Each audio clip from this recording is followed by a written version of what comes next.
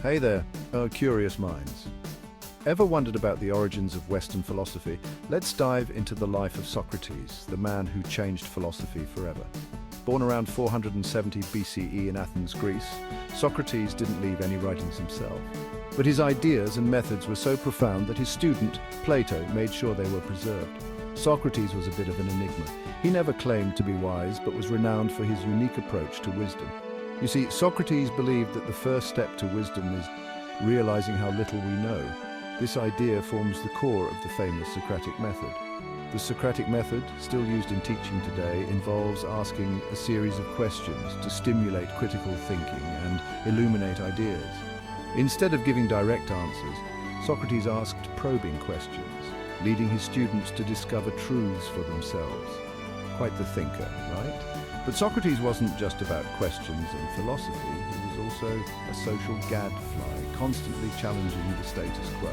He roamed the streets of Athens, engaging in dialogues with anyone who would listen. This earned him both followers and enemies. Unfortunately, his relentless questioning didn't sit well with everyone. In 399 BCE, Socrates was put on trial for corrupting the youth and impiety. Instead of fleeing, he chose to stand by his principles, even if it meant facing death. In his defense, Socrates argued that he was a benefactor to the city, helping people realize their ignorance and strive for true knowledge. But the jury wasn't convinced.